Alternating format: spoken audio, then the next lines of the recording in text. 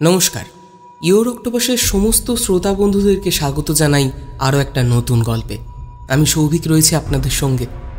আমরা বারবার চেষ্টা করছি আপনাদের পছন্দের সেগমেন্টের গল্পগুলোকে আপনাদের সামনে উপস্থাপনা করার। আজকে তেমনই একটি উপস্থাপনা, বৌদ্ধ তন্ত্রভিত্তিক গল্প সাকিনার গুম্ফায়, রচনায় সুদেশনা ঘোষ। শুরু হচ্ছে আমাদের আজকের গল্প সাকিনার গুম্ফায়।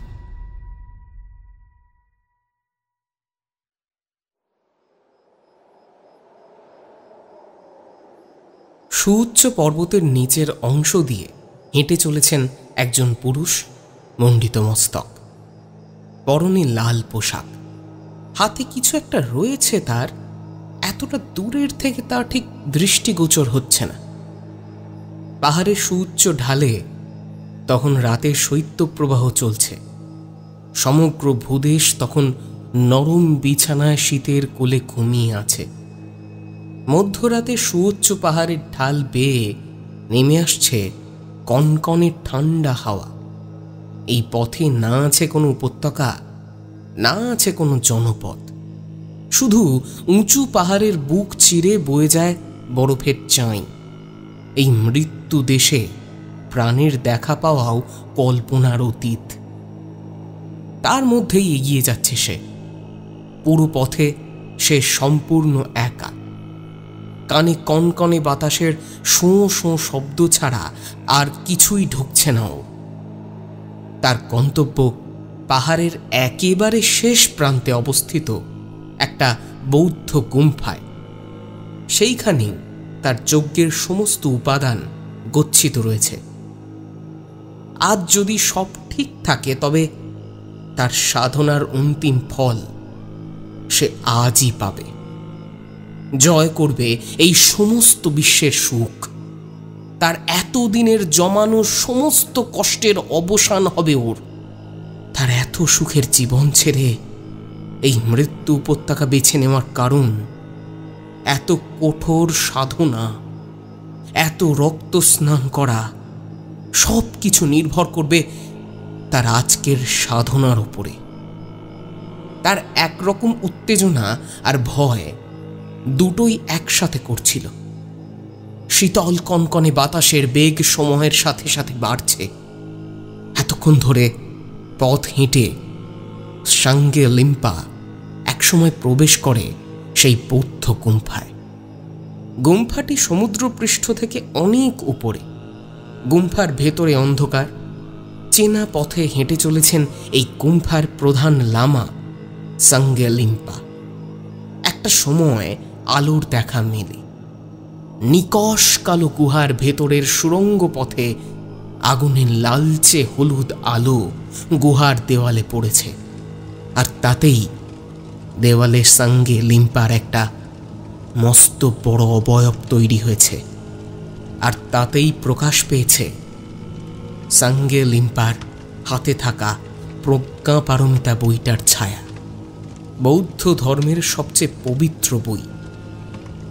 সাঙ্গে লিম্পা আরও ভিতরে প্রবেশ করে গুহার। বাইরের শৈত্যপ্রবাহ গ্রাস করতে পারেনি গুহাকে। একজন অল্প বয়সী কিশোর ছেলে বসে গুম্ফার মাটিতে সাদা গুঁড়ো দিয়ে কিছু একটা আঁকছে। প্রধান লামা সাঙ্গে লিম্পাকে দেখে সে কিশোর ঘরের ভেতরের দিকে কিছু একটা ইশারা করে। মুখে একটা ক্রূর হাসি ফুটে ওঠে সাঙ্গে লিম্পার। কিন্তু সেই কিশোর বালকের বুকটা ভয়ে শুকিয়ে ওঠে সেই হাসিটা দেখে। সাঙ্গে লিম্পা বসে তার বানানো তন্ত্রের চক্রের ওপরে।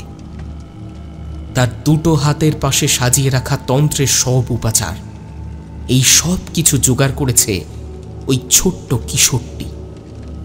তবে তার বুকটা ভয়ে শুকিয়ে আসছে। সে এসব করতে চায় না, কিন্তু না শুনে কি উপায়। সাঙ্গে লিম্পা তাকেও। রাতে যখন চাঁদ নিহারিকা নক্ষত্রের একদম ভেতরে প্রবেশ করবে, হবে চারিদিকে ঘোরঘটি অন্ধকার। বাতাস বইবে আরো আরো জোরে এই তিব্বতের সুউচ্চ পাহাড়ের মাঝে। সেটাই মোক্ষম সময় তার সাধনার। তখনই জেগে উঠবে সনাতনী। বৌদ্ধ ধর্মের বজ্রযান শাখার সবচেয়ে বাজে অশুভ সময় এটা। যে কোনো অশুভ শক্তি, কোনো অপদেব অপদেবী আগমনের উত্তম সময় এটা। রাতের মধ্যেই সব উপাদান জোগাড় করে নিয়ে বিশুদ্ধ বস্ত্রে যজ্ঞকুণ্ডের সামনে বসে সাঙ্গে লিম্পা। টুকটাক কিছু কাজ করতে হবে তাকে সাধনার পূর্বে। বাইরে বসে তার শিষ্য কর্মা। ঘটনার ভয়াবহতা লক্ষ্য করে সে চোখ বুজে আছে। এই শিষ্যই হল সেই কিশোরটি যাকে সাঙ্গে লিম্পা কুড়িয়ে এনেছিল তিব্বতের সমস্ত ময়লা ফেলার জায়গা থেকে। তারপর নিজের ভাইয়ের মতোই তাকে মানুষ করে। তারপর তাকেও নিয়ে আসে তার চালিত বৌদ্ধতন্ত্র পথে। রাত গভীর। সাঙ্গে লিম্পা বাইরে এসে আকাশের দিকে তাকিয়ে বিড়বিড় করে কি একটা দুর্বোধ্য ভাষাতে মন্ত্র পড়লেন। বাতাসের গন্ধ টেনে বুঝলেন এবার সঠিক সময় উপস্থিত হয়েছে। গুম্ফার ভেতরে নিজের আসনে উপনীত হন সাঙ্গে লিম্পা। একটু দূরে পড়ে আছে একটা নগ্ন নারী। তার হাত পা বাঁধা, মুখ শক্ত করে বাঁধা কাপড় দিয়ে। বয়স 16 বছর। অক্ষত জনির এই নারী হবে এই সব অপশক্তির আসল আধার। তাকে কোনো নেশাদ্রব্য খাইয়ে ঘুম পাড়িয়ে দেওয়া হয়েছে। দেবীর আশার আগে অবধি এই ঘুম তার ভাঙবে না বলেই মনে হচ্ছে সাঙ্গে লিম্পার। তন্ত্রের উপকরণগুলো অতীব ভয়াবহ। বৌদ্ধ ধর্মের এই শাখা আদতে অন্য যে কোনো শাখার চেয়ে আলাদা। সমস্ত তন্ত্র মন্ত্র পুজোর উপাচার, অপশক্তি, কালো জাদু সব এই শাখায় করা হয়। সবের দুই দিক রয়েছে। একটা ভালো দিক যার সাহায্যে সবার ভালো করা যায়, তবে এই পথ অনেক দীর্ঘ, কষ্টকর। আর অন্য একটা পথ, সেটা হলো কুপথ, যার দ্বারা নিজের সর্বসিদ্ধি খুব সহজেই করা যায় আর অপরের ক্ষতিও করা যায়। তবে এই পদ্ধতি প্রচণ্ড ভয়ানক, অতীব জঘন্য, তবে ভালো দিকের তুলনায় অনেক দ্রুত এর ফল পাওয়া যায়। সাঙ্গে লিম্পা এই দ্বিতীয় পথটি বেছে নিয়েছে তার নিজের জন্য। তবে কত বড় ভুল সে এই সমগ্র মানবজাতির জন্য করে রেখে গেল, তার মাসুল গুনতে হবে গোটা সহস্র শতাব্দী ধরে। সাঙ্গে লিম্পা এবার শুরু করল তার কাজ। তার পাশে রাখা থালা থেকে কিছু জড়িবুটি নিয়ে দিয়ে দিল যজ্ঞকুণ্ডের আগুনে। দাউ দাউ করে জ্বলে উঠল আগুনের শিখা। অন্য পাত্রে কালো মদ নিজে খানিক খেয়ে সেই কুণ্ডে ঢেলে দিলেন তিনি। তারপর বন্য জন্তুর রক্ত। একটা সময় কিছু মন্ত্রোচ্চারণের পর আবার সে চোখ খুলল। কর্মাকে ডাকে সে। নগ্ন মেয়েটির ঘুমন্ত দেহকে এবার পাঁজা কোলা করে তুলে নামিয়ে দিল সাঙ্গে লিম্পা আর কর্মা মিলে একেবারে যজ্ঞের কুণ্ডের সামনে। একটা জনি আকৃতির চিহ্নের মাঝে তাকে রাখা হল। মেয়েটির নাভির উপর লাল একটা তরল রাখলেন তিনি। তারপর চোখ বন্ধ করলেন। এক নাগারে কোনো নরণচরণ ছাড়াই সাঙ্গে লিম্পা বিড়বিড় করে মন্ত্রোচ্চারণ করে চলেছেন। বাইরে সাংঘাতিক ঠান্ডা, কিন্তু নিজের সাধনা ছেড়ে অন্যদিকে মন নেই তার। বাইরের তুষারপাতের ঠান্ডা তাকে কাবু করতে পারেনি। কর্মার শীত করছিল, তাই সে কালো শিকড়টা মুখে পুরে নিয়ে। এই শিকড়ের অদ্ভুত শক্তি আছে, মুখে নিয়ে চিবোলেই সমস্ত শরীর গরম হয়ে যায়। তখন আর বরফের স্তূপে বসে থাকলেও বিন্দুমাত্র শীত অনুভূত হয় না। এরকম ছোট ছোট অনেক জিনিস কর্মা জেনেছে তার গুরু সাঙ্গী লিম্পার কাছ থেকে। সে অনেক কিছু শিখিয়েওছে। এই অল্প বয়সে অনেক কিছু তার হস্তগত। একটা প্রবল শব্দে ভিতরে তাকালো কর্মা। দাউ দাউ করে জ্বলছে আগুন, আর তার লেলিহান শিখায় স্পষ্ট দেখা যাচ্ছে 16 বছরের কিশোরীটা উঠে বসেছে। তার বুক বরাবর ধারালো ছুরি নিয়ে চিরে দেওয়া হয়েছে, আর সেখান থেকে বের হওয়া রক্তে স্নান করাচ্ছে সাঙ্গে লিম্পা তার শরীরকে। তবে মেয়েটা আর সেই মেয়ে নেই। তার শরীর ধীরে ধীরে আরো সুন্দরী হচ্ছে, ক্রমশ শরীর খোলস ছড়াচ্ছে আর আরো উন্মুক্ত করছে নিজেকে। কোমল মাখনের মতন উজ্জ্বল চকচকে ত্বক, শঙ্খের মতো সুপুষ্ট স্তন যুগল, জঙ্ঘাদের সরু হয়ে নিচে নেমে গেছে। টান টান পিঠ বরাবর নেমে এসেছে সুডোল নিতম্ব দেশ। গভীর নাভিদেশের ভেতরে শত সহস্র কামেত্তেজনা মিশে রয়েছে। মুখে মন ভোলানো হাসি আর দৃষ্টিতে সম্মোহন। ঠোঁট দুটো গোলাপের পাপড়ির মতন কোমল, লাল, আতুরে।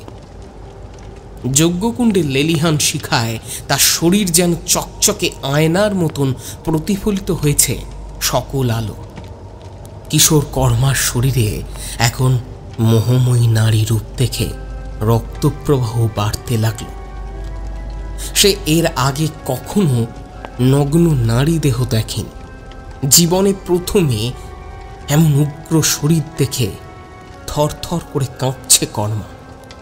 মেয়েটার সবুজ চোখ দুটো ক্রমে চারপাশ ঘুরে দেখছে, আর তার হাসিতে সারা গুম্ফা কাঁপছে।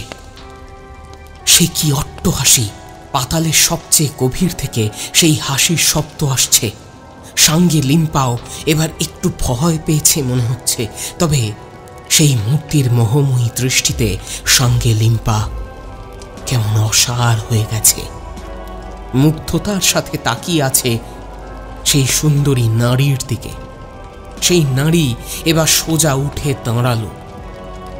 তাকে কোনো দেবীর মতো লাগছে, তবে সে কোনো শুভ শক্তির দেবী নয়, বরং অশুভ শক্তির রূপ সে ধারণ করেছে।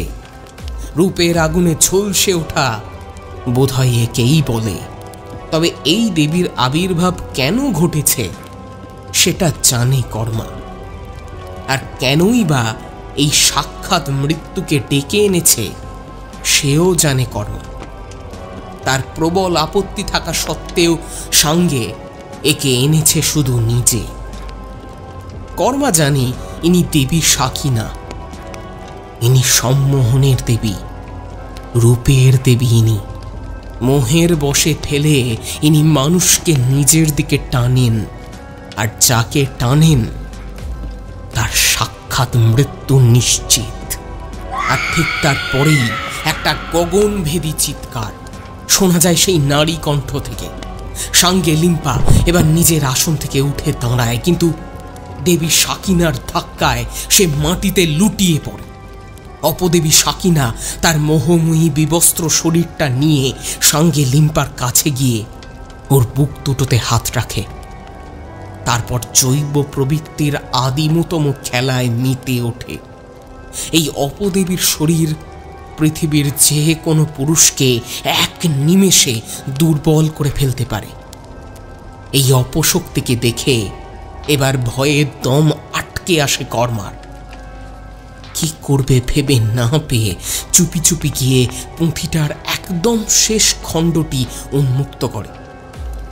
যজ্ঞকুণ্ডের কাঁপা কাঁপা লালচে হলুদ আলোয় কর্মা পড়া শুরু করে সেটা।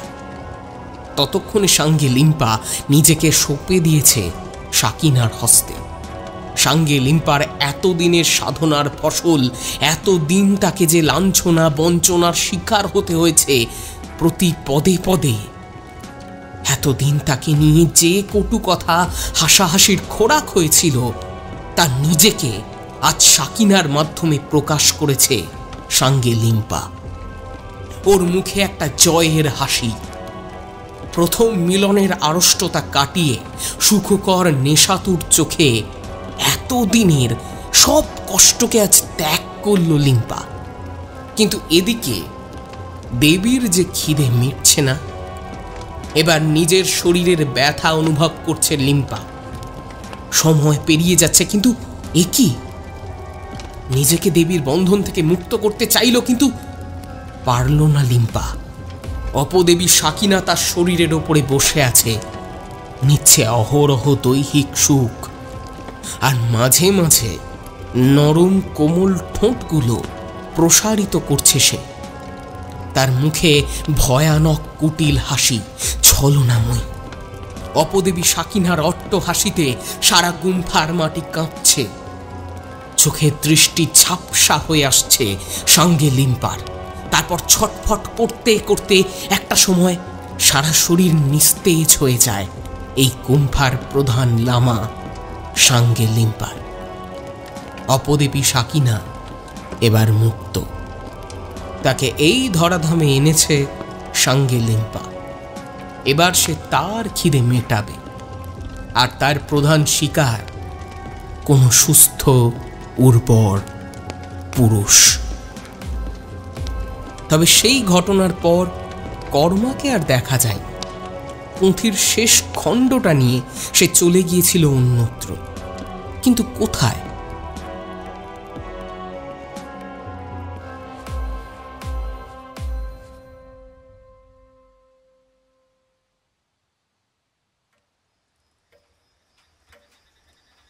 রাতে সৃজাকে অনেকক্ষণ আদর করার পরে সৃজাকে বুকে জড়িয়ে ধরে শুয়েছিল অয়ন। নতুন জায়গায় দুজনের কারোর ঘুম আসতে চাইছিল না। নরম চাদরে মুড়ে দুজন দুজনের শরীরের উত্তাপ গ্রহণ করছে নির্জন এই রিসর্টে। বরাবরই এমন নির্জন পাহাড়ি এলাকাকে পছন্দ করে ওরা দুজনই। পাহাড়ের এই নিস্তব্ধতারও একটা ছন্দ আছে। তবুও অয়নের চোখটা পাশের পাইন বনের দিকে বারবার চলে যাচ্ছে। কি যেন একটা আছে ওই দিকে। ঘন কালো কুয়াশার চাদর ভেদ করে অয়নকেই কেউ যেন ডাকছে। সৃজার দিক থেকে মনটা কেমন উঠে যাচ্ছে বারবার। কিন্তু এটাই তাদের বিয়ের পর প্রথম ঘুরতে আসা, আর এই বিষয়ে সবচেয়ে বেশি আগ্রহ ছিল অয়নের নিজেরই। কর্পোরেট সেক্টরে চাকরির জন্য সে ভালো সময় দিতে পারেনি সৃজাকে। বিয়ের 3 মাস পরে তাই লম্বা 15 দিনের ছুটি নিয়ে চলে আসে নেপালের এই রিসর্টে। মনের মধ্যে অদ্ভুত উন্মাদনা কাজ করছিল ওদের। দীর্ঘ 4.5 বছর লং ডিস্টেন্স রিলেশনশিপে থাকাকালীন প্রেম, তারপর বিয়ে। কি হলো অয়ন? জানলা দিয়ে কি দেখছো বলো তো? আদুরে ঘুম জড়ানো গলায় বলল সৃজা। কই কিছু না তো। কি সুন্দর পরিবেশ বলো। আমরা কিন্তু এমন পরিবেশের ছবি কল্পনা করতাম বিয়ের আগে, তাই না? থ্যাংক ইউ অয়ন, এত সুন্দর করে আমার স্বপ্নগুলো পূরণ করার জন্য। কি ভালো যে লাগছে না আমার, কি বলবো। আর তোমার? তবে সুন্দরী বউকে নিয়ে এরকম ফাঁকা জায়গায় ঘুরতে আসা কিন্তু চাপের। আমার কিন্তু বেশ ভয় করছে। কত যেন বউয়ের প্রতি ঝোঁক ওনার, ঢং। বারে, তোমার উপরে ঝোঁক না থাকলে বুঝি সেই কোথায় মালদা আর কোথায় মেদিনীপুর প্রেম হতো? এটা ঠিক যে সৃজার বাড়ি পশ্চিম মেদিনীপুরের একটা ছোট্ট গ্রামে, আর অয়নের বাড়ি মালদা জেলায়। দুইজন দুই প্রান্তে থাকা সত্ত্বেও তাদের মধ্যে দীর্ঘ 4.5 বছরের সম্পর্কের পর অবশেষে অয়নের চাকরি পাওয়ার পর বিয়ে হয়। তবে অয়নের কাজের সূত্রে এখন দুজনেই থাকে কলকাতাতে একটা ফ্ল্যাটে ভাড়া। সৃজাও একটা বাচ্চাদের স্কুলে নাচের শিক্ষিকা হিসেবে জয়েন করেছে। সেই প্রথম কলেজ থেকে এক্সকারশনের সময় এসেছিল জলপাইগুড়িতে। সেখানেই প্রথম দেখা হয় অয়নের সাথে সৃজার। অয়নদের কলেজ থেকেও নিয়ে এসেছিল এক্সকারশনের জন্য। তারপর ফেসবুকে কথা, তারপরে একেবারে মনের দরজায় কড়া নেড়েছিল দুজনকে। আমার মাথায় হাত বুলিয়ে দাও, ঘুম পাচ্ছে। দুজন নতুন প্রাণ এই নির্জন ঘন আদিম রহস্যের ছায়াবৃতে জড়িয়ে ধরে একে অপরকে লতার মতো আবিষ্ট করে প্রতিটি রন্ধ্রে রন্ধ্রে প্রেমের গভীরতায় আরো নতুন করে খোলস উন্মোচন করে তারা।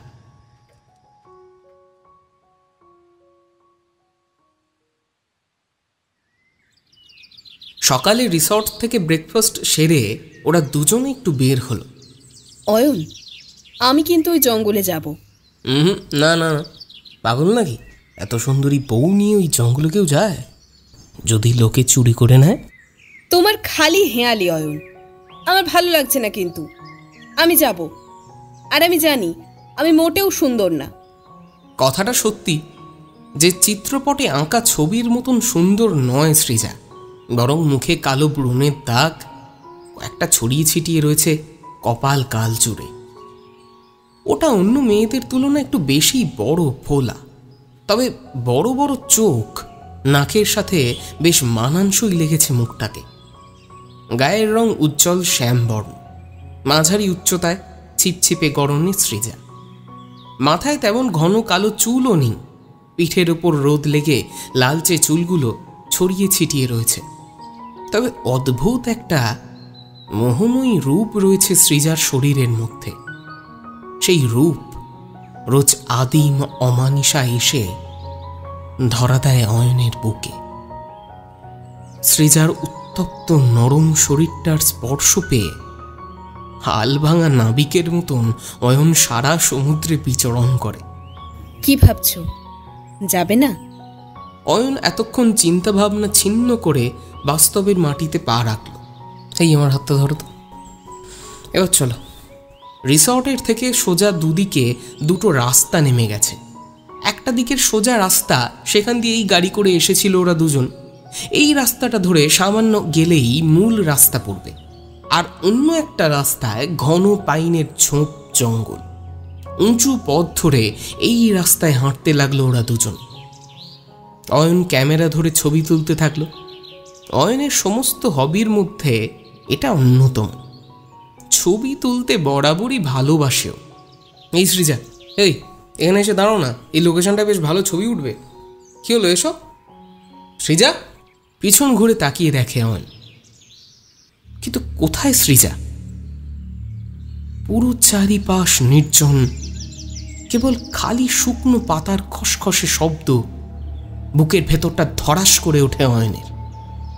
সৃজা, এই সৃজা, এই দেখো, আমি জানি তুমি মজা করছো, আর আমার এখন এইসব ভাল লাগছে না, এসো না, আমার ভয় লাগছে। এই পথ চিনে ফেরা মুশকিল। মাথার ওপর থেকে দেখলে দেখা যায় পুরো এলাকাটা কেমন যেন ঘন কুয়াশায় ঘেরা। শীতের পোশাকের মধ্যেও বিন্দু বিন্দু ঘাম জমতে থাকলো অয়নের। চারপাশে খুঁজে দেখল অয়ন, না, কোথাও নেই। একটা হিংস্র শব্দ কানে এলো অয়নের, আর তখনই গলা শুকিয়ে কাঠ হয়ে গেল। পা দুটো থরথর করে কাঁপতে থাকে অয়নের। সৃজা, সৃজা, সৃজা, কোথায় তুমি? প্লিজ আর প্র্যাঙ্ক করো না সৃজা, প্লিজ। অয়ন, অয়ন কোথায় তুমি? তোমায় তোমায় খুঁজে পাচ্ছি না কেন? আমাকে একা একা ফেলে তুমি কোথায় চলে গেলে? অয়ন, দেখো দেখো, আমার সাথে এরকম প্র্যাঙ্ক করো না। আমার কিন্তু খুব ভয় করছে। ঘন বনের ভেতর থেকে প্রতিধ্বনিত হলো সৃজার বলা কথাগুলো। অয়ন এবার হাতে পায়ে একটু বল পেল, নিজের সর্বশক্তি দিয়ে চিৎকার করে বলল, সৃজা, আমি তোমার সাথে প্র্যাঙ্ক করছি না। তুমি যেখানেই আছো ওখানেই দাঁড়াও, আমি আসছি। তুমি শুধু কথা বলো আমার সঙ্গে। আমি শব্দ লক্ষ্য করে তোমার কাছে যাচ্ছি, তুমি এসো না। উঁচু নিচু পাথরে ঢেউ খেলানো জমির ওপর দিয়ে প্রাণপণে দৌড়তে থাকে অয়ন। একটা সময় একটা গাছের পাশে সৃজাকে দাঁড়িয়ে থাকতে দেখে দম ফেলে বাঁচে অয়ন। ছুটে গিয়ে সৃজাকে জড়িয়ে ধরে বুকের মধ্যে টেনে নেয় অয়ন। সৃজারও চোখে মুখে কালো অন্ধকার নেমে এসেছে। ভয়ে থরথর করে ওর ঠোঁট দুটো কাঁপছিল, চোখে জল। চারপাশে একবার ভয়ার্ত দৃষ্টি বুলিয়ে সৃজা অয়নকে বলল, এই জায়গা থেকে খুব তাড়াতাড়ি চলো। এই এই জায়গাটা একদম ভালো নয়। আমার আমার মনে হচ্ছে কেউ যেন আমাদেরকে একভাবে দেখছে। বড় বড় পাতার আড়ালে লুকিয়ে রয়েছে কেউ না কেউ। অয়ন এবার একটু গম্ভীর সুরে বলে, তা কে বলেছিল তোমায় আমার হাত ছেড়ে এত দূরে একা একা চলে আসার জন্য? কি যা তা বলছো তুমি অয়ন? আমি তো তোমার সাথেই ছিলাম। হঠাৎ করে আমি তোমাকে দেখতে পেলাম না। প্রথমে ভাবলাম প্র্যাঙ্ক করছো, তাই আমি সামান্য এগিয়ে গেলাম। কিন্তু তারপর সমস্ত পথ খুঁজেও তোমায় পেলাম না, তাই চিৎকার করলাম। দুজন দুজনকে সম্পূর্ণভাবে অবিশ্বাস করতে পারল না, কারণ এমন একাকী জঙ্গলে এই ধরনের প্র্যাঙ্ক করার মতন বোকা তারা কেউ নয়। অতএব দুজন আরও একটু আশপাশের জায়গাগুলোকে ঘুরতে লাগলো। ওটা একটা ছোট্ট বৌদ্ধ মনেস্ট্রি না? সৃজার সামনের দিকের সোজা তাকিয়ে অয়ন একটা বহু পুরনো বৌদ্ধ মনেস্ট্রির মাথা দেখে বলল, হ্যাঁ, কোনো পুরনো মনেস্ট্রি বলেই তো মনে হচ্ছে। এই যাকে যা হবে হবে, ছাড়ো তো, এখানে যাওয়ার দরকার নেই। একই অ্যাবান্ডেন্ট হয়ে পড়ে আছে সাপখোপের আড্ডা, এখানে কোনো মানুষ আসে নাকি? না গো, আমার মন বলছে এখানে অন্য কিছু একটা রয়েছে। কেউ যেন আমায় ওখানে টানছে। তুমি প্লিজ এসো না আমার সাথে অয়ন, আমার একা ভয় করবে যেতে। মাথাটা গরম হয়ে গেল অয়নের। সৃজার এই সমস্ত কথাবার্তা শুনে রাগ হল। টানছে মানে? যে মুড নিয়ে ঘুরতে এসেছিল সেই মুড নষ্ট হয়ে গেছে অয়নের। তবে সৃজা ভয়হীনভাবে একাই পথে চলতে শুরু করেছে সামনের দিকে পুরনো মনেস্ট্রি লক্ষ্য করে। এই সৃজা, সৃজা, দের কি পাগলামি করছো বলো তো? তুমি আবার আমার হাত ছেড়ে একা একা জঙ্গলের দিকে যাচ্ছ তো? অয়ন দৌড়ে গিয়ে সৃজার হাতটা ধরে। কয়েক পা এগোতেই ওরা দাঁড়িয়ে পড়ে একটা বহু পুরনো দিনের পুরনো পরিত্যক্ত বৌদ্ধ মনেস্ট্রির সামনে। সেটা যে কোনোভাবেই ব্যবহার করা হয় না আজকাল, সেটা তার অবস্থা দেখেই ঠাহর করা যাচ্ছিল। সৃজা অবাক দৃষ্টিতে সেই দিকে তাকিয়ে থাকে। অয়ন সৃজার এই দৃষ্টি দেখে সামান্য ভয় পায়। শূন্য দৃষ্টিতে সৃজা তাকিয়ে আছে। অয়ন সৃজার গায়ে হাত দিতেই ওর শরীরে বিদ্যুৎ খেলে যায়। শরীরটা কি ভীষণ ঠান্ডা। সামান্য ভয় পেয়ে যায় অয়ন। জায়গাটা একেবারেই পছন্দ হয়নি তার। কেমন যেন একটা ছমছমে পরিবেশ চারপাশে। কোনো পশু পাখির অস্তিত্ব নেই। গাছগুলো কেমন যেন শুকিয়ে গেছে। শরীরের উপর একটা আলাদা রকমের ঠান্ডা হাওয়া ভর করেছে যেন। অয়নের ভালো না লাগায় সে সৃজাকে বলল, সৃজা, আমার শরীরটা ভাল লাগছে না, রুমে চলো। বলেই হাত ধরে হ্যাঁচকা টানে অয়ন সৃজাকে এই স্থান থেকে টানতে টানতে নিয়ে এলো রিসর্টের দিকে। যাওয়ার পথে অয়নের চোখ সৃজার চোখের দিকে পড়তেই বুকের ভেতরটা ছ্যাঁত করে ওঠে অয়নের। সৃজার চোখের সাদা অংশের মধ্যে কোনো কালো মণি নেই। পুরো জায়গাটা সম্পূর্ণ সাদা, আর মুখে কেমন যেন কুটিল হাসি লেগে রয়েছে। পর মুহূর্তেই আবার তাকিয়ে দেখে অয়ন, না, কোথাও কোনো অস্বাভাবিকতা নেই। দিব্যি সৃজা হেঁটে চলেছে অয়নের সাথে। রিসর্টে উঠে স্নানের জন্য প্রস্তুতি নিতে থাকে অয়ন। অয়নের ইচ্ছে ছিল আজকে আশপাশে কয়েকটা সাইট সিন ঘুরবে। সেই মতো রিসর্টের মালিককে বলে রেখেছিল। কিন্তু সকাল থেকে যা যা হলো, আর ভালো লাগছে না অয়নের। বড্ড ক্লান্ত লাগছিল। তাই মালিককে বলে যাওয়াটা ক্যান্সেল করে দেয়। রুমের বাথরুমে গিয়ে গিজার চালাতেই অয়ন দেখল সেটা কাজ করছে না ঠিক মতো। মাথাটা গরম ছিল, এখন সেটা বেড়ে আরও 3 গুণ হয়ে গেল। নিচে ফোন করে ডাকতেই তড়িঘড়ি একটা ছেলে উপরে উঠে এলো। স্যার, গিজার তো ঠিক ही था। অয়ন চিৎকার করে বলে, ए ए क्या बोल रहे हो तुम? हैं, मैं को तुमको झूठ बोल रहा हूँ। पैसे तो तुम लोग पूरा लिए थे और नहाने के लिए गई तो गर्म पानी नहीं। ठीक से सर्विस दिया करो, नहीं तो रेटिंग अच्छा नहीं लिखूंगा तुम्हारा पेज में। ছেলেটি কোনো কথা না বলে মাথা নিচু করে থাকে। কি হলো অয়ন, এমন ভাবে চিৎকার করছো কেন? আরে গিজার তো খারাপ হতেই পারে যে কোনো সময়। সৃজার দিকে সেই ছেলেটি তাকালো, আর তার মুখে কেমন কালো অন্ধকারের ছায়া নেমে এলো। দুই চোখ বিস্তারিত হয়ে কাঁপতে থাকলো ওর ঠোঁট দুটো। ছেলেটি সেই একইভাবে সৃজার দিকে তাকিয়ে আছে। এটা দেখে অয়ন আরও রেগে গেল। ব্যালকনির দিকে ঠেলে দিয়ে জামার কলারটা চেপে ধরে সেই অল্প বয়স্ক ছেলেটি। ए क्या देख रहे हो तुम? हैं, दोबारा ऐसे हरकत किया ना तो जाके मालिक को नालिश कर दूंगा। जल्दी से गीजर ठीक करके चले जाओ। পুরো মুখটাই খারাপ করে দিল। ছেলেটির মুখ থেকে তখনও সেই ভয় সরেনি।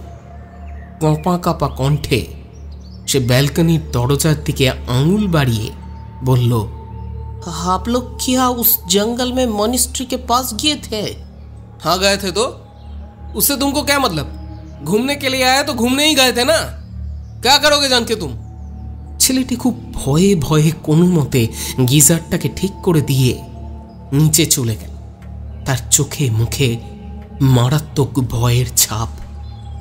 সাংঘাতিক রকম ভয় পেলেই মানুষের মুখের অভিব্যক্তি অমন হয়।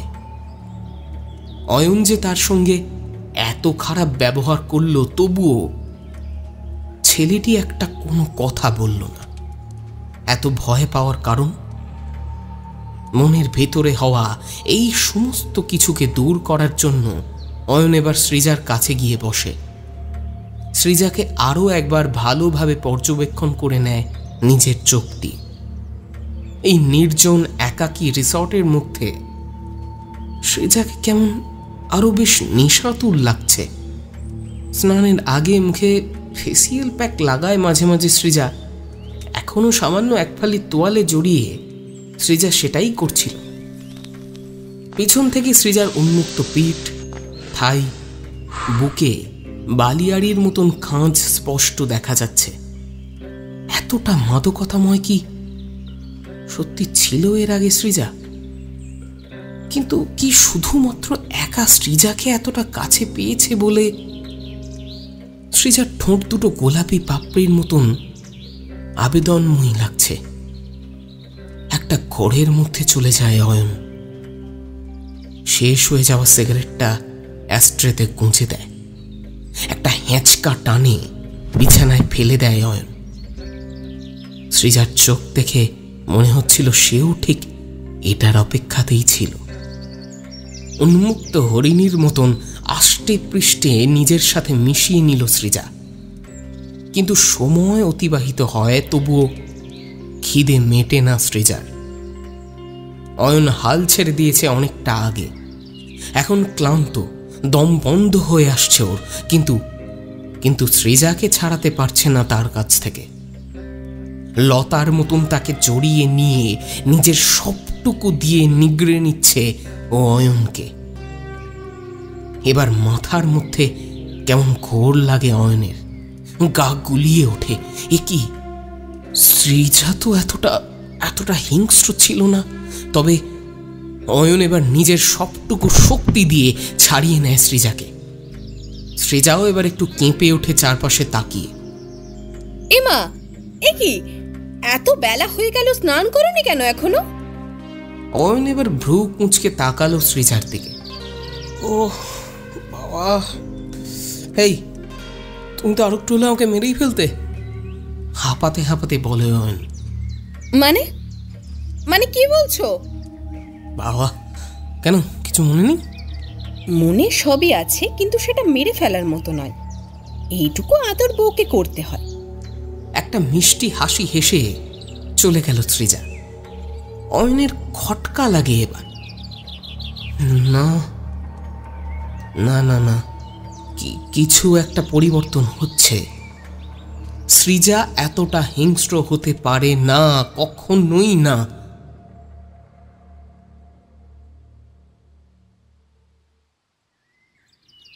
এ কি, চিকেন এত কম দিয়েছে কেন? অয়ন পোলাওটা মুখে তুলে আর চোখে একবার সৃজাকে ভালো করে পর্যবেক্ষণ করে নেয়। সৃজা এই নিয়ে 2 বাটি চিকেন সাবার করে দিয়েছে। এমনিতেই মাছ মাংস বেশি পছন্দ করে না সৃজা, বরং ওকে বকে বকে মাছ মাংস খাওয়ায় অয়ন। ওর নাকি মাংস খেলে প্রাণীটার জন্য কষ্ট হয়, কিন্তু বকাঝকা করে অয়ন তাকে খাওয়ায়। হিমোগ্লোবিনের একটু সমস্যা আছে সৃজার, তাই একটু খাওয়ানোর চেষ্টা করে অয়ন। তবে এবার খটকাটা আরেকটু প্রকট হলো অয়নের কাছে। সৃজার কথায় পাত্তা না দিয়ে নিজে রিসর্টে দেওয়া লাঞ্চ মুখে তুলতে লাগলো। লাঞ্চে রয়েছে পোলাও আর চিকেন।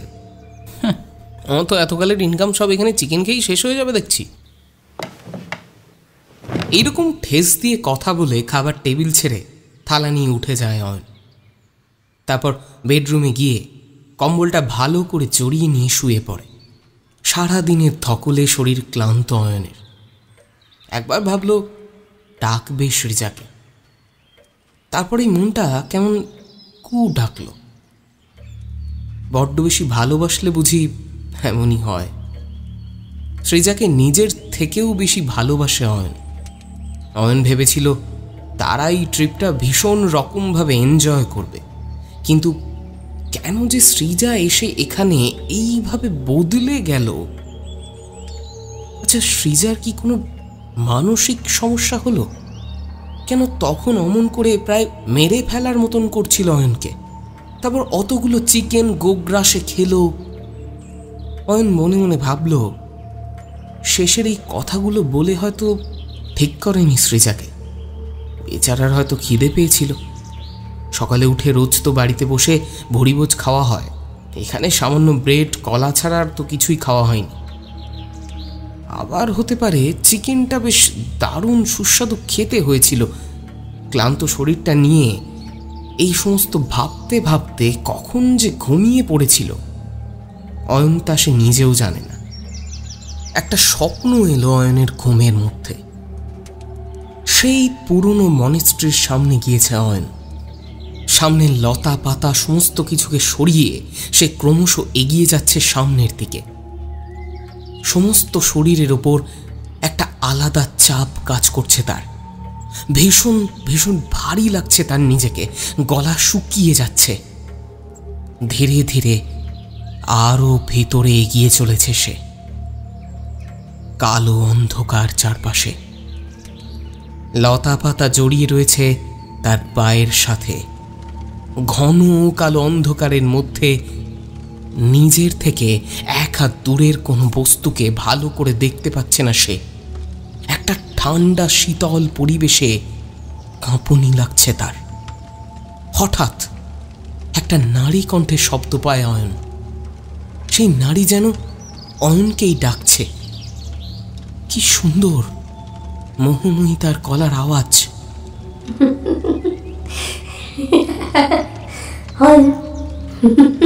এসো এসো।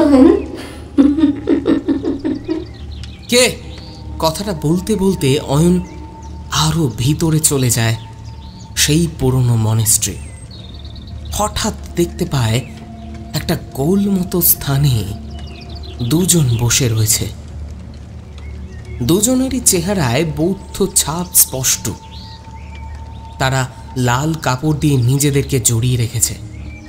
তাদের সামনে আগুন দিয়ে জ্বালানো হয়েছে যজ্ঞকুণ্ড, আর আশেপাশে রয়েছে বেশ কিছু পুজোর সামগ্রী। আর সেখানেই রয়েছে একজন নগ্ন রূপসী রমণী।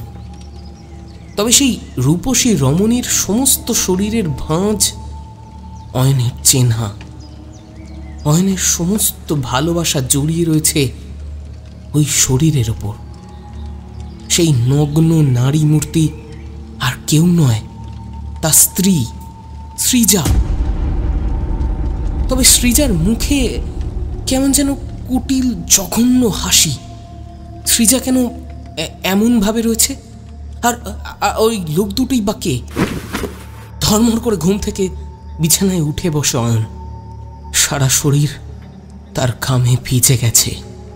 গলা শুকিয়ে কাঠ, সমস্ত শরীর ভীষণ খারাপ করতে থাকে তার। চারপাশে তাকিয়ে দেখে সন্ধে নেমেছে। কমল ছেড়ে উঠে চলে আসে রিসর্টের জানালার কাছে। সন্ধে নেমে গিয়ে চারপাশটা কেমন যেন ঝুপ করে অন্ধকার হয়ে রয়েছে। মাঝে মাঝে জঙ্গলের ভিতর থেকে কয়েকটা পাখি চিৎকার করে ডেকে উঠছে। কোথাও ঝর্ণার কুলকুল শব্দ সমস্ত বন বাদার ছাড়িয়ে ভেসে আসছে অয়নের কানে। অয়ন নিজের ঘরের চারপাশটা ভালো করে দেখে নিল। কোথাও নেই তার স্ত্রী সৃজা। সামান্য ভয় পেল অয়ন। মনে পড়ল রিসর্টে তখন সেই ছেলেটি কি বলছিল। নিজের বুদ্ধিমত্তা, এতদিনের পড়াশোনা, বিজ্ঞান সব কিছু নিমেষে তার কাছে ঠুনকো মনে হলো। সৃজার হয়তো শরীরটা খারাপ করেছে, কিংবা অনেকদিন পর এমন বেড়াতে এসেছে, তার মনটা উদাস হয়ে গেছে, কিংবা হয়তো তার কথায় কষ্ট পেয়েছে। বারান্দায় এসে বারান্দার লাইটটা জ্বালতেই সে দেখল পুরো বারান্দাটা ফাঁকা। তারপর ছাদ, বাথরুম, সব জায়গাতেই খোঁজা হলো সৃজাকে, কিন্তু সৃজা কোথাও নেই। প্রচণ্ড ঠান্ডা পড়েছে সন্ধে নামার সাথে সাথেই। কোথাও তার স্ত্রী সৃজাকে না খুঁজে পেয়ে অয়ন হন্তদন্ত হয়ে ছুটে এলো নিচে। অয়নের বারবার মনে হয় দুপুরবেলা অমন করে লাঞ্চের সময় ওকে না বললেই পারত। হয়তো রাগ করে কোথাও চলে গেছে সৃজা। নিচে আসতেই রিসেপশনে বসা রিসর্টের মালিককে অয়ন বলে, আচ্ছা আচ্ছা, আমার ওয়াইফ মানে আমার বউ সৃজা, ওকে কোথাও ওপরে খুঁজে পাচ্ছি না। আপনারা ওকে কোথাও যেতে দেখেছেন এখান দিয়ে যেতে? তখন যে ছেলেটি ওপরে গিজার ঠিক করতে এসেছিল সেই সঞ্জা বলে, সাব मुझे कुछ ठीक नहीं लग रहा है। मैडम जी को साकिना ने कायम कर लिया है। आप लोग क्यों उस पुराने मॉनेस्ट्री के पास गए थे? রিসর্টের মালিক সঞ্জার এই কথা শুনে যেন মাথায় বাজ পড়ার মতন চমকে উঠলেন। কি পুরনো মনস্ট্রির কাছে গিয়েছিলেন? সর্বনাশ! এই তাড়াতাড়ি লোক নিয়ে চলো ম্যাডাম, এই ওখানেই আছে। এই সমস্ত লোকেদের কথাবার্তা শুনে অয়নের সারা শরীর কাঁপতে লাগলো ভয়ে। কি আছে ওই পুরনো মনেস্ট্রিতে? কেন ওই পুরনো মনেস্ট্রির স্বপ্ন দেখল? এতক্ষণ ধরে ঘটে যাওয়া তার সাথে সমস্ত ঘটনার একটা যোগসূত্র খুঁজে বার করবার চেষ্টা করছে অয়ন। তার মাথাটা টিপটিপ করতে লাগলো যন্ত্রণায়।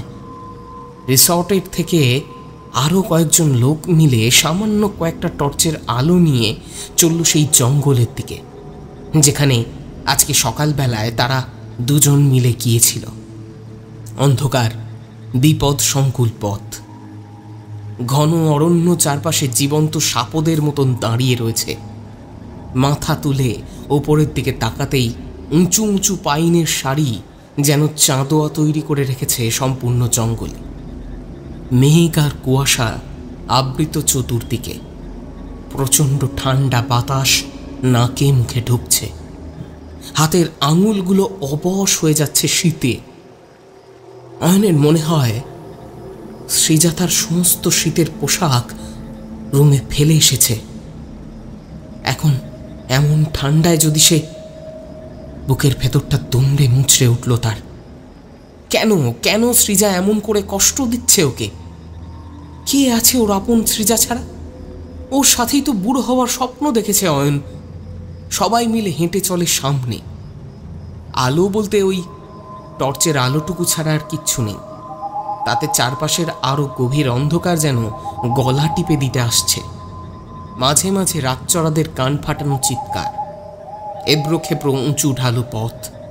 সামান্যতম পা হড়কে গেলেই হয়তো, না, আর মাথা কাজ করছিল না অয়নের। শুধু মনে হচ্ছিল সৃজার কথা। সৃজা এমন করে হারিয়ে যাওয়ার সাথে সেই স্বপ্নের কি কোনো যোগসূত্র আদেও আছে?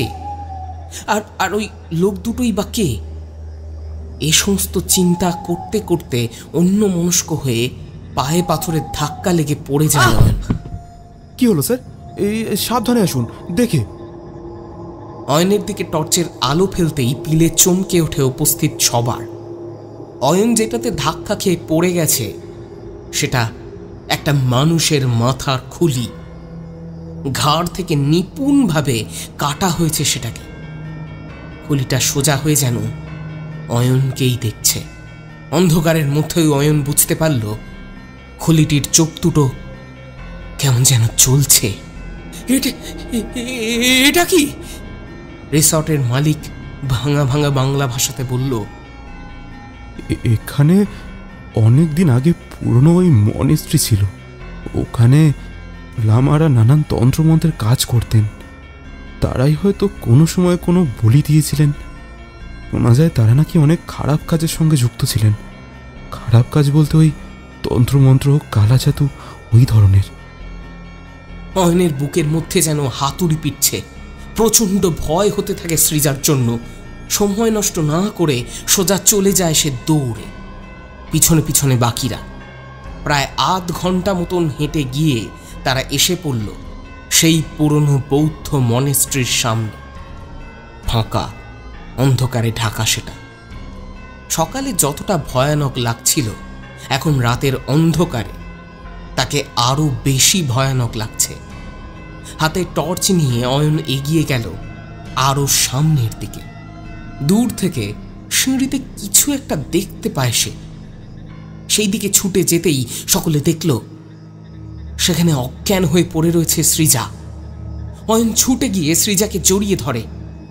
ওর মাথাটা নিজের কোলের উপরে রাখল। সৃজার নাকের কাছে হাত দিয়ে বুঝতে পারল খুব ক্ষীণ গতিতে শ্বাস প্রশ্বাস চলছে তার। সৃজা, এই সৃজা, কি গো, চোখ খোলো সৃজা। অয়নের গলায় যেন কাকুতি স্পষ্ট। ভিড়ের মধ্যে থেকেই একজন মাঝবয়স্ক লোক এগিয়ে এলো। ওনাকে ঘরে নিয়ে যাওয়া হোক এখন। এই সমস্ত জায়গায় বেশিক্ষণ থাকা একদমই উচিত নয়। ওর ওপর সে ভর করেছে। খুব সাবধান। আপনারা যত সম্ভব তাড়াতাড়ি পারুন চলে যান এখান থেকে কলকাতায়। কে কে কে ভর করেছে ওর উপরে? আপনারা যা বলা সবটা আমাকে খুলে বলুন। দেখুন, আপনারা শহরে মানুষ, কিন্তু এই সমস্ত জায়গায় শহরের জিনিসপত্র খাটে না। আমরা থাকি তরাইয়ে। এখানে পাহাড়ের আড়ালে আড়ালে ঘন কুয়াশার ভিতরে সুউচ্চ পাইনের ঘন জঙ্গলে এমন কিছু ঘটে যা বহু দূরের শহরে মানুষরা টের পাবে না। ভালোই ভালোই ম্যাডামকে নিয়ে এখান থেকে যত তাড়াতাড়ি সম্ভব চলে যান। কিন্তু কিন্তু কিন্তু আমি সৃজাকে বাঁচাবো কি করে? এই সাকিনা বড় ভয়ানক। ওর নাম মুখে আনলে বড় বিপদ ঘটে। বৌদ্ধতন্ত্রে যত অপশক্তি রয়েছে তার চেয়ে সবচেয়ে বেশি ভয়ানক হচ্ছে এই অপশক্তি। একে ডাকা মানে সাক্ষাৎ মৃত্যু। কোনোভাবে হয়তো সাকিনা ম্যাডামের শরীরে প্রবেশ করেছে। অয়নের মনের জোর কমে আসছিল ক্রমে। তার শরীরে আর কোনো শক্তি নেই। বারবার মনে হচ্ছিল হয়তো হয়তো নিজের ভুলেই সে সৃজাকে এত বড় বিপদের দিকে ডেকে এনেছে। কত ভালো ভালো জায়গা ছিল ঘুরতে যাওয়ার জন্য, কিন্তু কি দরকার ছিল এমন নির্জন বনের মধ্যে রিসর্টে ওঠার? দুহাতে কোলে তুলে নিল সৃজাকে অয়ন। তারপর খুব সাবধানে পা টিপে টিপে এগিয়ে গেল রিসর্টের দিকে। সৃজা অঘোরে ঘুমিয়ে রয়েছে অয়নের হাতের ওপর। মুখটা নিষ্পাপ, শান্ত। সেই অয়নের বহুদিনের চেনা সৃজা। চোখে জল আসে অয়নের। তার কয়েক ফোঁটা গড়িয়ে পড়ে সৃজার গালে। অন্ধকার থাকার জন্য কেউ বুঝতে পারে না সেটা।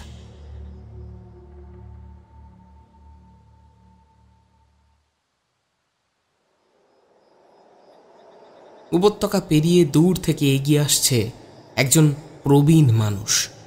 তার হাতে একটা ঝোলা আর পায়ে রয়েছে চপ্পল। সারা গায়ে জড়ানো লাল রঙের একটা চাদর। যে কেউ দেখে বুঝতে পারবে কোনো বৌদ্ধ ভিক্ষুক। তার গলা ক্রমশ শুকিয়ে এসেছে পথশ্রমে আর ভয়। ঠিক এই ভয়টাই সেদিন পেয়েছিল এই বয়স্ক লোকটি। সেদিন যখন তার গুরু সাংপে লিম্পা রাতের অন্ধকারে ডেকেছিল অপদেবী সাকিনাকে। সেই দিনই কারমার ভয় জমেছিল মনের মধ্যে। তখনই বুঝতে পেরেছিল এই ভয়ানক মৃত্যুবান বিভীষিকা সহজে শেষ হবে না।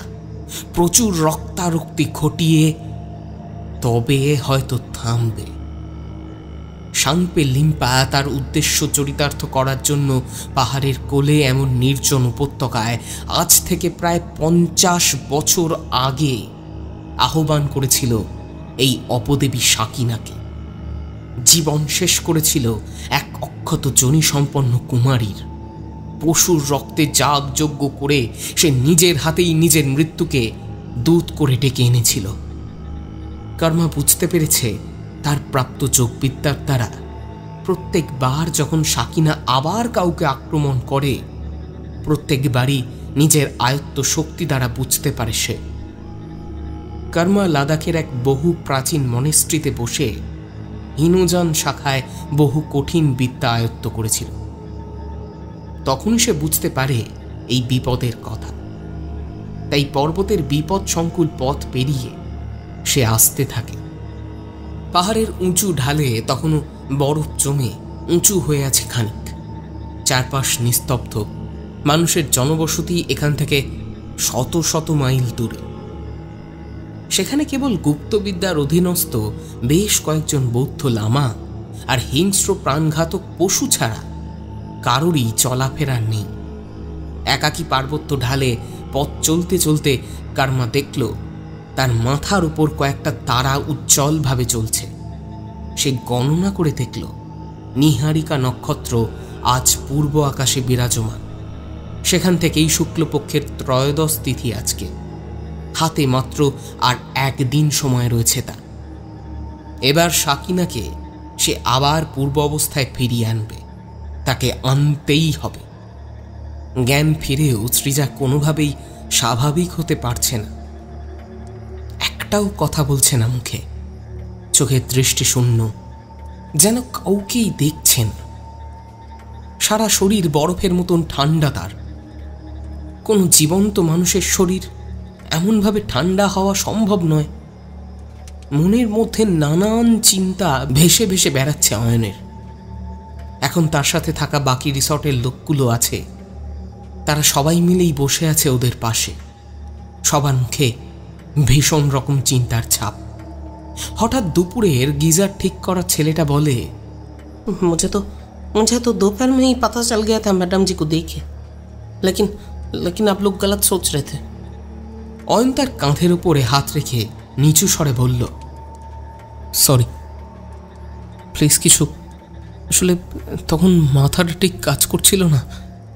কিন্তু এই সাকিনা, ইনি কি করেন? তন্ত্রের দেবতা উনি। সাধারণ মানুষ তার সম্পর্কে জানেন না, এমনকি আমাদের কারোরই সেই সম্পর্কে কোনো ধারণা নেই। একমাত্র সাধন স্তরের উচ্চ পর্যায়ের মানুষরা এদের সম্পর্কে জানতে পারেন। তবে আমরা এটুকু জানি, সাকিনা সাংঘাতিক রকম ভয়ঙ্কর। তার একমাত্র লোভ পুরুষ মানুষ। কথাটা বলতে খারাপ লাগলেও উনি যে পুরুষ মানুষকে একবার ভোগ করেন তার মৃত্যু নিশ্চিত। মাথায় যেন বাজ পড়ল অয়নের। চোখের সামনে ভেসে উঠল আজকে দুপুরবেলার সেই ঘটনা। তার মাথা আর কোনো কাজ করছে না। নিজের হাতে নিজের চেনা শহরতলির বাইরে এত দূরে ঘুরতে এসে যে এত বড় বিপদের সম্মুখীন সে হবে তা কখনোই ভাবতে পারেনি অয়ন। বাড়ি যেতে চাইছে, কিন্তু এমন অবস্থায় কিভাবে নিয়ে যাবে সৃজাকে? এটাও একটা গভীর চিন্তা অয়নের মনে। सर नीचे में कोई आया है, आप लोगों के बारे में बोल रहा है, कोई साधु सन्यासी जैसे है। নিচু থেকেই একজন পাহাড়ি স্থানীয় লোক এসে খবর দিল ওপরে। সাধু সন্ন্যাসী এই রিসর্টে? কি যে হচ্ছে কে জানে। ঠিক আছে, তুমি ওকে ওপরে আসতে বলো। যে ছেলেটি এসে খবর দিয়ে গেল সে আবারও নিচে চলে গেল। প্রায় 5 মিনিটের মধ্যেই অয়নের কাছে এসে দাঁড়ালো একজন বৃদ্ধ লামা। তিনি লাল রঙের বস্ত্র পরিহিত, হাতে রয়েছে একটি ছোলা। ভালোভাবে দেখলে বোঝা যায় তার ভিতরে রয়েছে প্রজ্ঞা পারমিতা। সেই বৌদ্ধ লামা মেপে মেপে পা ফেলে ঘরের মধ্যে প্রবেশ করল। তারপর অয়নের দিকে তাকিয়ে তিব্বতী মেশানো হিন্দি ভাষায় বলল, ওকে সাকিনায় ভর করেছে।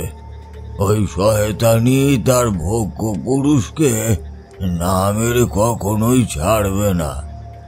ঘরে উপস্থিত অয়ন সহ বাকিরা অবাক হয়ে গেল সেই লামার কথা শুনে। এমন একজন আগন্তুক বৃদ্ধ লামার পক্ষে কোনোভাবেই জানা সম্ভব নয় সৃজার কি হয়েছে, কিন্তু সে জানে অবাক হওয়ার কিছু নেই। আমি শুধুমাত্র আপনার স্ত্রীকে বাঁচানোর জন্যই এখানে এসেছি।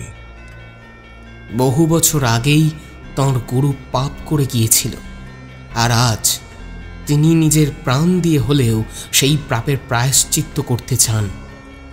আপনি আপনি পারবেন পারবেন আমার স্ত্রীকে ভালো করে দিতে? আপনি পারবেন?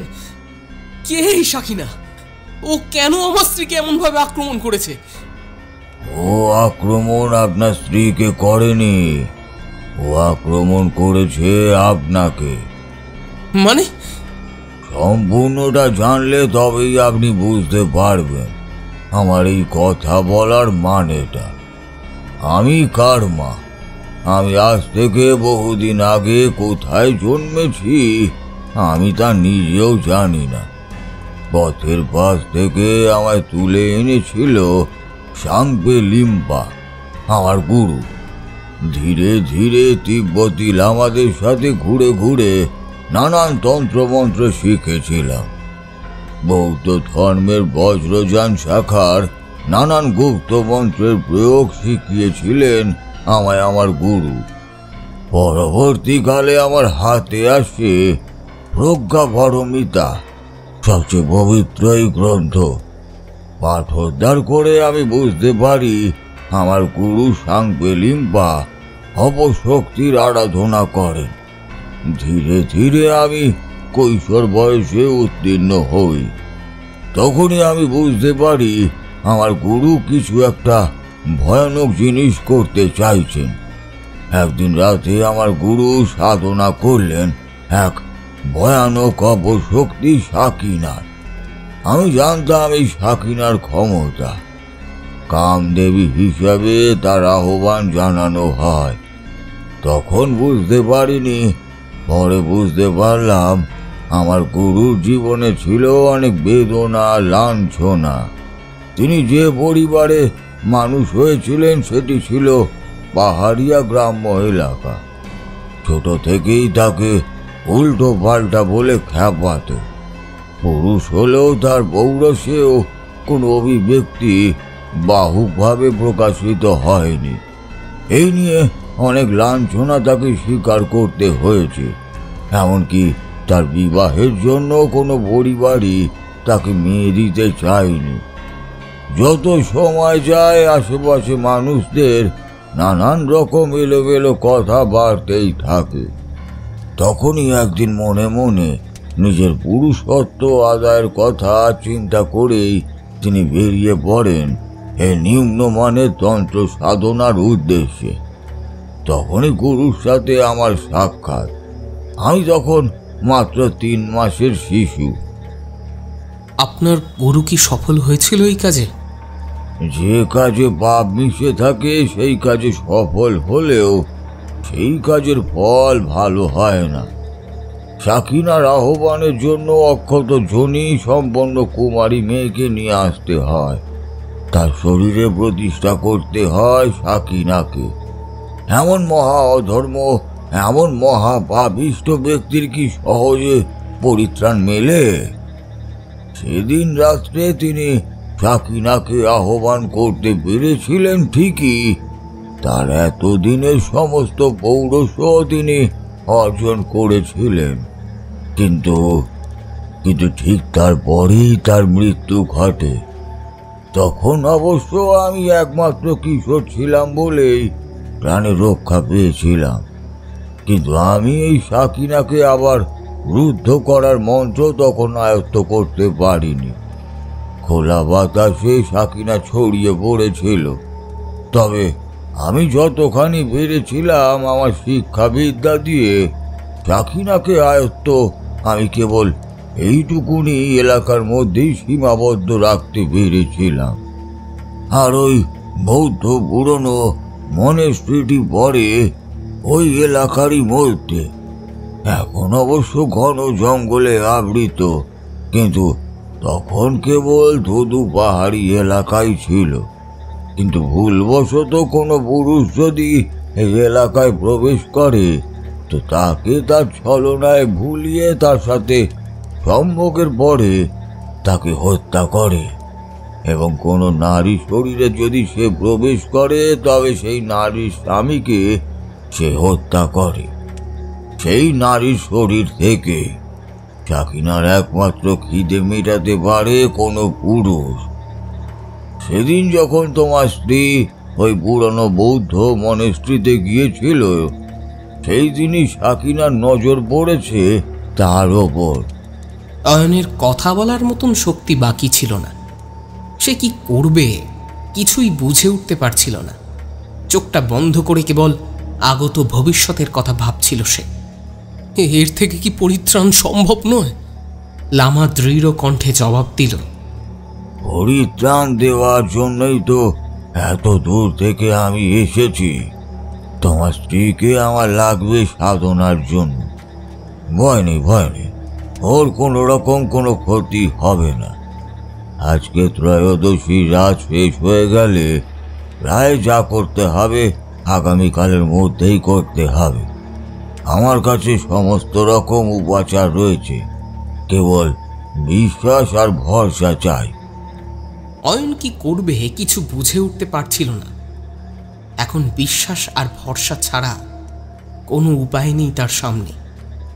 তাই সে রাজি হয়ে যায় তার স্ত্রীকে কার্মার সাথে পাঠিয়ে দেওয়ার জন্য। সৃজা ঘুমিয়ে পড়েছে, তার আর কোনো সার নেই।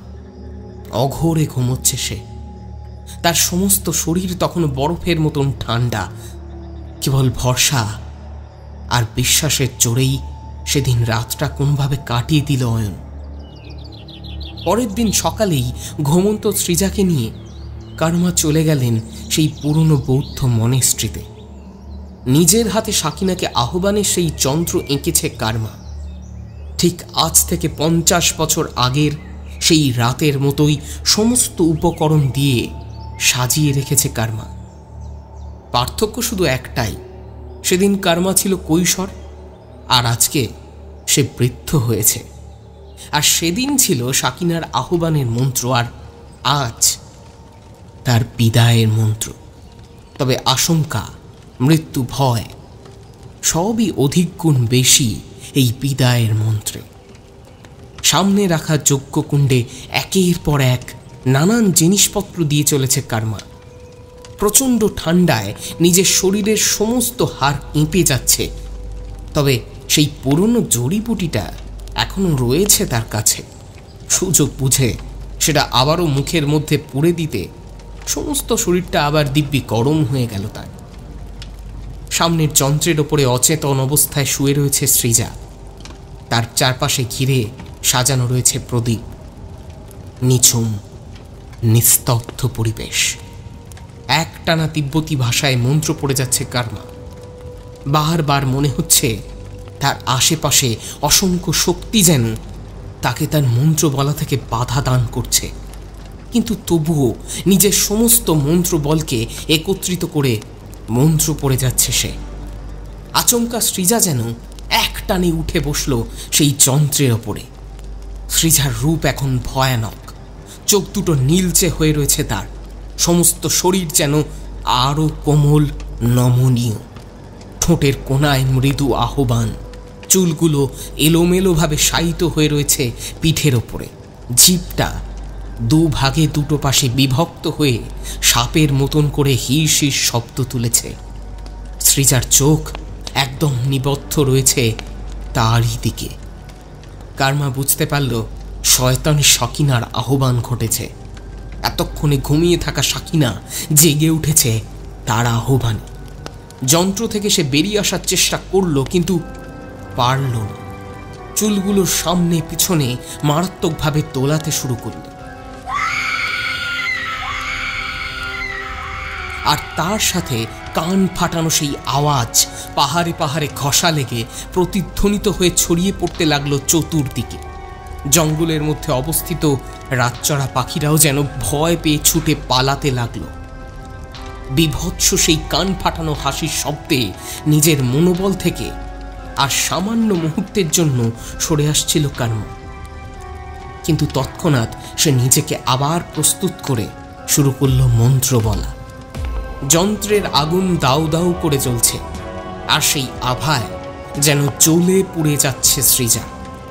একটা সাংঘাতিক আধিভৌতিক অবস্থা। হঠাৎ একটা বহু প্রাচীন পুঁথি বের করে জোর গলায় পড়তে থাকে কর্মা। তাতে যেন ছটফট করে ওঠে সে। এই সমস্ত আওয়াজ শুনে আর অয়ন থাকতে পারে না দূরে। সমস্ত কিছুকে উপেক্ষা করে সে এক দৌড়ে চলে আসে এই পুরনো মনেস্ট্রির সামনে। দূর থেকে দাঁড়িয়ে দেখতে পায় কর্মা একটা ধারালো অস্ত্র দিয়ে নিজের ডান হাতের শিরা কেটে সেই শিরা থেকে অঝরে পড়তে থাকা রক্ত ফোঁটা ফোঁটা করে ফেলছে সেই যজ্ঞকুণ্ডের ভিতর। তাতে যেন আরো মারাত্মক পরিমাণে ছটফটানি শুরু করেছে সৃজা। মেঝেতে মাথা খুঁজছে সে। অয়ন সৃজাকে চিনতে পারল না। হে অবশ্যই তার প্রিয়তমা সেই স্ত্রী নয়, এ অবশ্যই অবশ্যই অন্য কেউ। সৃজার চেহারা এমন কখনো হতে পারে না। দূর থেকে দাঁড়িয়েই অয়ন দেখতে পেল কর্মা এবার উঠে দাঁড়ালো, তবে তার মুখ বন্ধ নেই। এত ভয়ানক পরিবেশের মধ্যেও সে কোনো রকম ভাবে বিচলিত না হয়ে পড়ে চলেছে এক টানা মন্ত্র। উঠে দাঁড়িয়ে সে সৃজার চারপাশে আঁকা যন্ত্রের পাশে দাঁড়ায়। সেখানেই ফেলতে থাকে ফোঁটা ফোঁটা করে তার হাত থেকে বেরোতে থাকা রক্ত। রক্তের ধারায় মুছে যায় সেই আলপনা আঁকা যন্ত্রের ছবি। ধীরে ধীরে ছটফটানি কমতে থাকে সৃজার। সমস্ত যন্ত্রটা যখন রক্তের ধারায় মুছে গেল, তখন নিতিয়ে মেঝেতেই শুয়ে পড়ল সৃজা। আর শুরু হলো বাইরে পরিবেশে মারাত্মক ঝড়। অমন ঝড় আগে কখনো দেখেনি সে। সেই পুরনো মনেস্ট্রিটার এক পাশ প্রায় ভেঙে গেল। সে মারাত্মক ঝড়ে জঙ্গলের মধ্যে অর্ধেক গাছপালা এলোমেলোভাবে মাথা দোলাতে থাকল, আর তার সাথে বিকট চিৎকার, যেন সমস্ত চরাচরকে ভেঙে দিয়ে ভাসিয়ে নিয়ে চলে যাবে। প্রায় ঘণ্টাখানেক বিধ্বংসী ঝড়ের পরে পরিবেশ ঠান্ডা হল।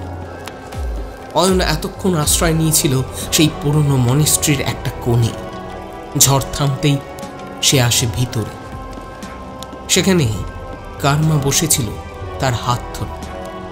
সাথে সাথে নিজের রুমালের অংশটা দিয়ে বেঁধে দেয় তার হাত। তখনও রক্ত ঝরছে ফোঁটা ফোঁটা করে। অয়ন দেখতে পেল কর্মার মুখে একটা জয়ের হাসি। সৃজাকে এখন একদম স্বাভাবিক লাগছে। কোন রকম অস্বাভাবিকতা তার মধ্যে নেই এখন।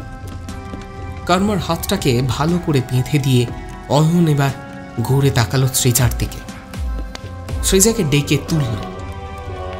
তাকে দেখে মনে হচ্ছিল সে যেন বহুক্ষণ ঘুমের পর চোখ মেলে উঠেছে। সে চারপাশ কার ঘুরিয়ে ঘুরিয়ে দেখছিল। চোখের সামনে অয়নকে দেখতে পেয়ে যেন হাঁপ ছাড়ল সে। প্রচন্ড ভয়ে দুহাত দিয়ে চেপে ধরল অয়নকে।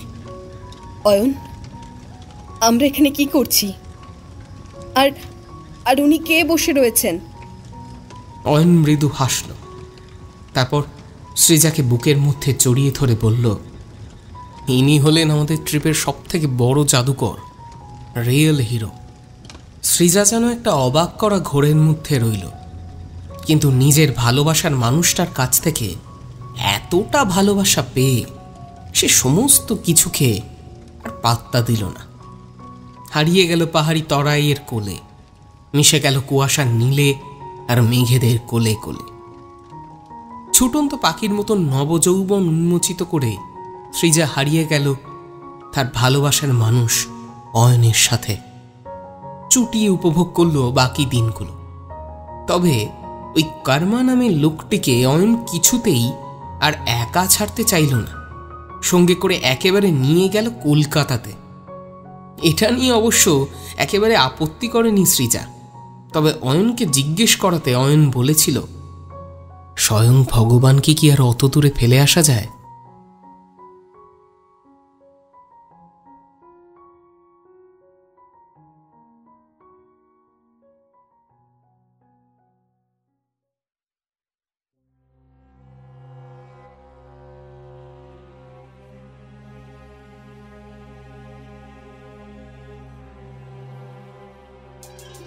আপনারা এতক্ষণ শুনছিলেন সাকিনার গুম্ফায়। রচনায় লেখিকা সুদেশনা ঘোষ। আমাদের উপস্থাপনা যদি আপনার ভালো লাগে তাহলে অবশ্যই আমাদেরকে একটা লাইক করে দেবেন এবং কমেন্ট সেকশনে অবশ্যই আপনার মতামত আমাদেরকে জানাবেন। এছাড়াও আমাদের গল্প যদি আপনার শুনতে ভালো লাগে তাহলে অবশ্যই সাবস্ক্রাইব করে রাখবেন, কারণ আমরা যখন গল্প আপলোড করব তখন তার নোটিফিকেশন আপনার ফোনে পৌঁছে যাবে। এছাড়াও আমাদের উপস্থাপনাগুলো আপনি ছড়িয়ে দিতে পারেন আপনার কাছের বন্ধু বান্ধব ও আত্মীয় পরিজনদের সাথে।